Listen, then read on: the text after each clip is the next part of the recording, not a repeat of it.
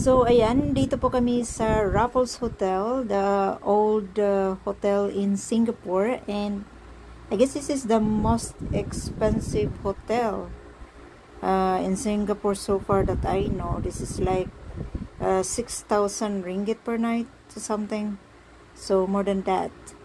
So, ayan, itutur ko kayo dito sa loob ng Raffles Hotel. So ayan, itutur ko kayo. Dito po to sa ground ng Raffles Hotel inside.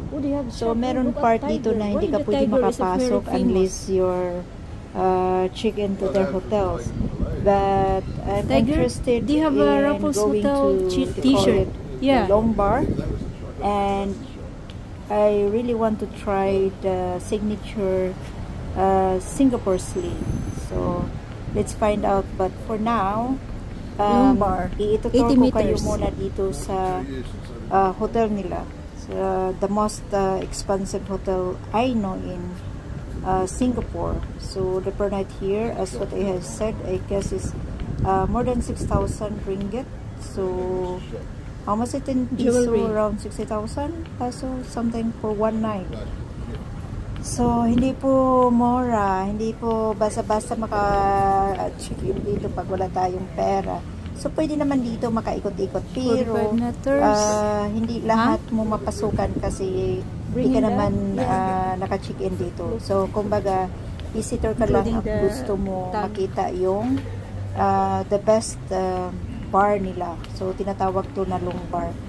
Ayan, papunta po kami sa Long Bar na to. So, for now, i-enjoy nyo lang muna yung view at ambience ng hotel sa labas.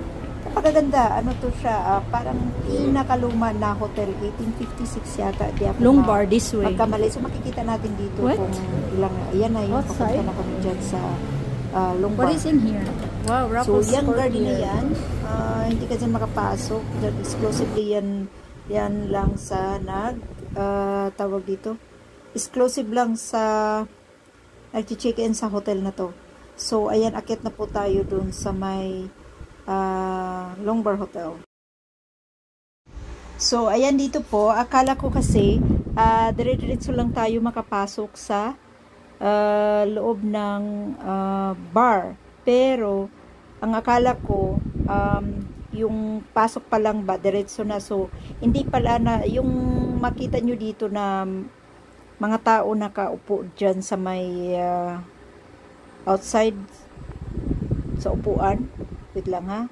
Saglit kasi may nakabidyo dyan. Ayan, kita nyo yung upuan dito sa labas. Yan, yung bangkil, yun na yung bangkito na yan. So, old style talaga yung gamit nila. Ayan, so pinaka-old building to na hotel dito sa Singapore. Ayan yung opposite dyan, yung Raffles Mall yan siya. Raffles Mall. So, ito yung dito. Nakapila pala yan sila para papasok sa loob. So, yun. Dumiritso ako sa loob dyan. Ayan. So, kaya nagtaka yung mga tao dun sa labas na bakit. So, kaya yan ang reception. Kaya sabi niya, Miss, bumalik ka muna doon sa labas kasi may nakapila pa doon. So, ayan, sa wakas nakapasok na rin kami. At doon kami na-assign sa pinakamataas. Ito, nakita nyo yung sako-sako dyan. Ay, mani yan. So, kaya nagugulat talaga ako pag akyat ko sa tataas. Sabi ko sa isip ko lang, hindi ko lang ako makasabi. Sabi ko, bakit napakarumi dito sa taas? Ba't kumakain sila ng peanut? Ba't nilalagay sa baba instead na ilalagay dyan sa lamisa? So, yun, parang di ko talaga lubos maisip. Di rin ako nagtanong kasi nahihiya naman ako magtanong. Baka yun ba talaga yung kaugalian nila na ganyan. So ayan, dumiretso lang ako, tiningnan ko lang. As in, nag-observe lang talaga ako doon. So, sa pagdating namin sa lamisa, ayun, may nakalagay na maliit na sako na full of peanuts. So, yan na yun pala. Ganyan.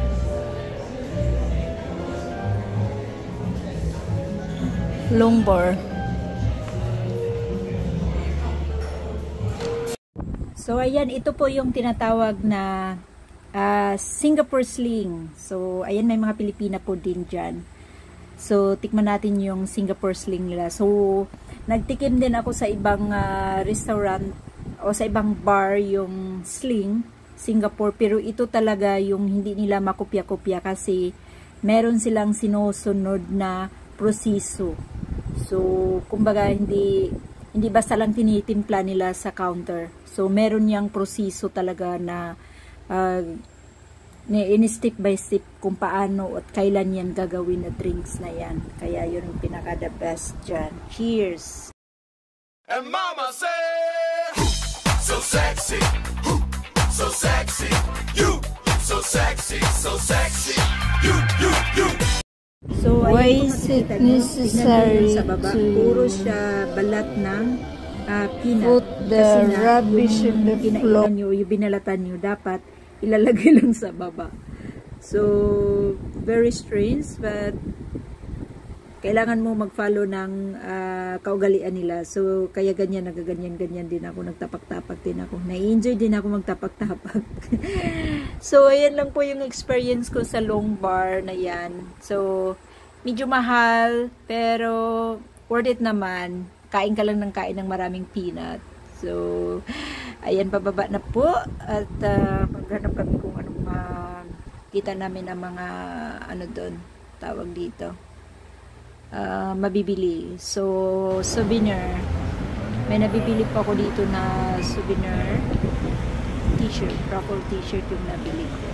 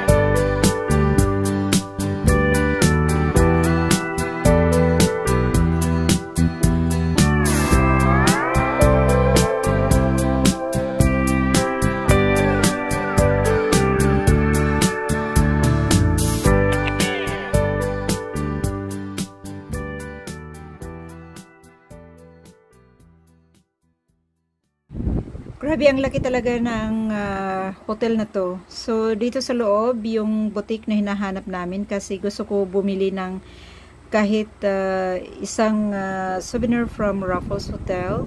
So, since very expensive talaga yung mga binibenta nila, so ang ginawa ko, naghanap ako doon, naghalongka talaga ako na kung meron silang mga sell item. So, ayun, nakakita naman po ako ng sell item. So, yung t-shirt na Raffles, meron akong nakuha $20. So, mahal pa rin yun. Wala tayong magawa eh. Gusto ko talaga bumili kasi sayang din naman, nandun ka na rin. So, lubos-lubos yun na, diba? So, ayun, napakaganda po ng ano nila dito. Tawag dito, dekorasyon at saka lahat-lahat na. So, overall, gusto kong bumalik kasi ang sarap ng sling, ano nila. Ang sarap ng Singapore sling. So, ito po yung last na part na pinuntahan namin. Parang ano siya, pa-exit na to siya. Nandyan yung boutique sa unahan. Galing na yata ako sa boutique. No. Papunta pa ako ng boutique nito. So, ayan yung boutique dyan. So, dito ako nag-taking pictures, photos, videos, TikTok. Actually, I'm dancing their TikTok. I don't care. So, ayan, ito yung boutique. So, pasok muna tayo dito sa shopping muna tayo. Window shopping. Yan fresh po yan siya. Kala mo plastic, pero hindi. Fresh yan siya. So, ayan, dito na po tayo. Nakapasok na po tayo sa boutique ng Raffles Hotel. So, ayan, of course, the tiger is there. So, ayan, dito na. May nagustuhan ako talaga dyan na gusto kong bilhin, pero napakamahal. So, ayoko. Naghanap ako ng kung saan ako makahanap ng for sale. As in sell item. Saan ko? Doon ko nahanap sa may gitna. Diyan. May mga sell item dyan sila sa gitna. So, dyan ako nakahanap ng t-shirt. Kahit nga apron nila. Diyos ko, ayoko bumili na sa $25. $25 apron lang yun. So, yung t-shirt nila, yung bathrobe, ganyan. Grabe, tag 100 plus yan siya. $. So, wag na, thank you. So, ayan. Ang gaganda ng mga item nila. Mahal nga, pero ang kaganda naman ng mga item nila. So, yung pantulog, yung t-shirt na yan, ayan, ang mahal yan. So, buti nilang kamo, bumalik ako dun sa may sell item. Kaya doon, nakahanap ako ng sell item. So, ayan guys, kung gusto nyo mag-visit ng Raffles, hindi nyo kailangan mag-check-in kasi napakamahal naman talaga. Pero gusto nyo, pwede kayo mag-check-in.